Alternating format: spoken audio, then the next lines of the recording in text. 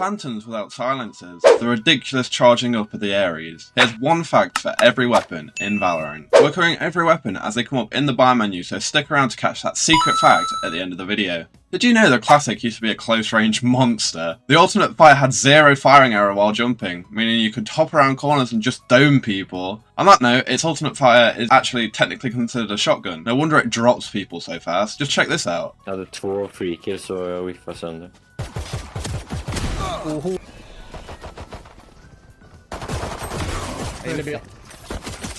Deadlock. One enemy remaining. The damage drop-off on the Ultimate Fire is more like a shotgun, so it kind of makes sense. I'm just glad they patched that bug before I started playing, or I would have uninstalled ages ago. The Shorty is the most unreliable gun in the game. One moment you shoot someone and they drop instantly, the next it does 20 damage. It kind of makes sense with the highest damage drop-off in the game though. It's good for holding close angles or getting up close and personal with Omen TP. Just look at this.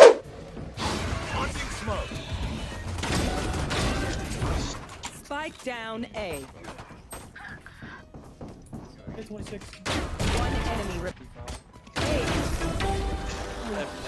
Why doesn't my Shorty do that? The Shorty used to be way better when it was 150 credits, with shorter damage fall off, making it a nightmare to play again. The only buff it ever got was a price change from 200 credits to 150. Then it shot back up to 300. Shorty just can't catch a break. The Frenzy reminds me of that feral little kid in your ranked games, just an absolute demon for no reason at all. It's the only full auto sidearm, making it perfect for agents like Jet and Neon, who can whiz past enemies and take them out before they even see it coming. At 450 credits, it's a steal. Just look at this. Okay, well. Sorry.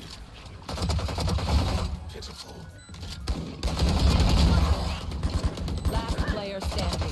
One enemy remaining. Oh my god. Ultimate is ready. Oh! Let's go!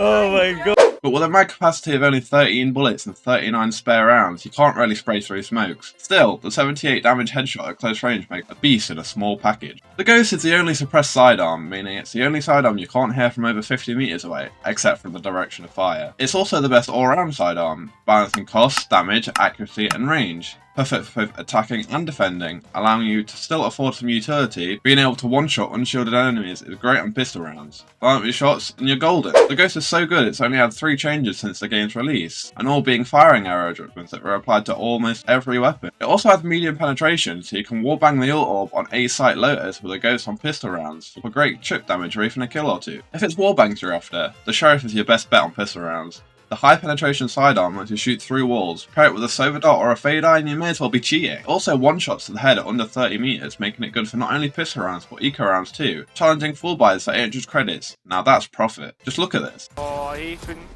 Okay. Short. What? Spike What's down Creamy A. doing? Creamy combines!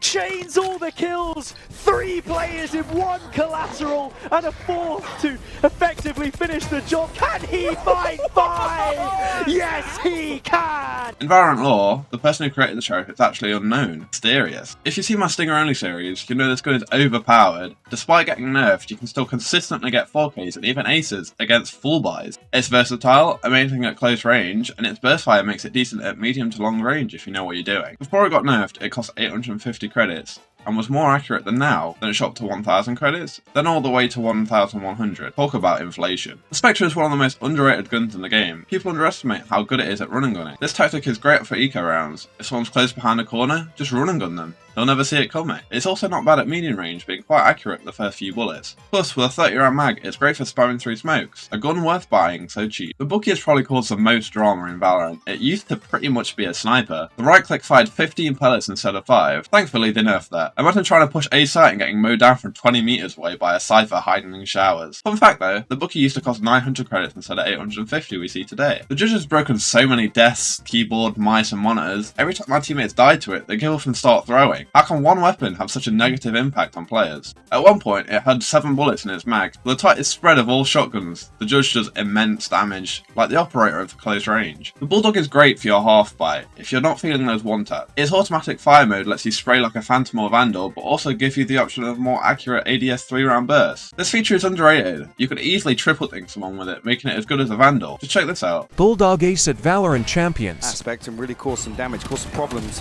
for NRG. Some will be tested here, but What do you think? Let me know in the comments. The Guardian is a Vandal of half-buy rounds. The Insta-lock picks it, peaks C-long for those sweet one-taps with the extra ADS zoom, and rightfully so. Being able to one-shot kill at 2,250 credits is not bad. Definitely good enough to win a few half-buys. The Guardian actually used to be a medium penetration weapon, meaning it couldn't wallbang every wall like it can now.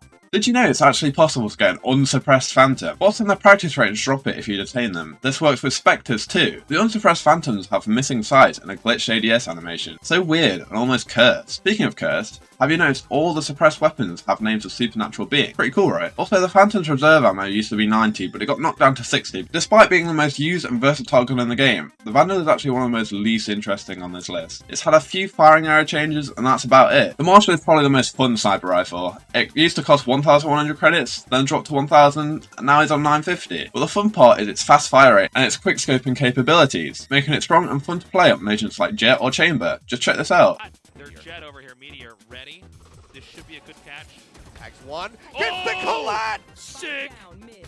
Get another! What's happening? Unbelievable! I can't do this! He gets the ace!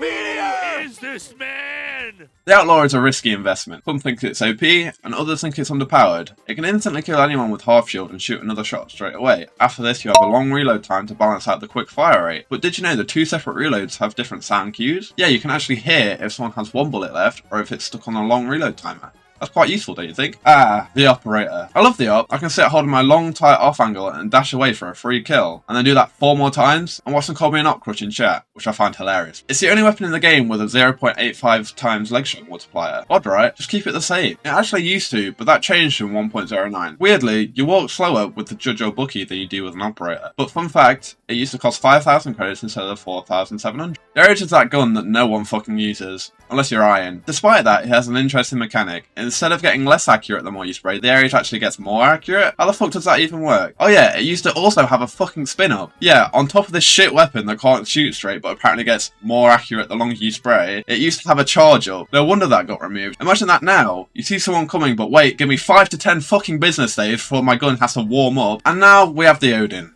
the pinnacle of saber mains and tilted jet players. This beast can mow you down faster than your jet can ego peek mid and die to an op. This weapon just takes all skill and says, fuck it, we ball, and suddenly you're scanned dead through a wall. The fire rate increases the longer you spray, and you might think, oh, at least it's not max fire rate straight away. Well, newsflash, if you ADS, it skips all that. If you buy this weapon, I hate you. And here we have the weapon probably most used on London servers, the knife. Why the fuck are knife skins the most expensive? It's the weapon we use the least, and they don't even have kill banners. The knife does double damage when you hit it from the back, and also hits closer to the centre of your knife. Obvious, but for some reason it's here. I don't know, ask my writer.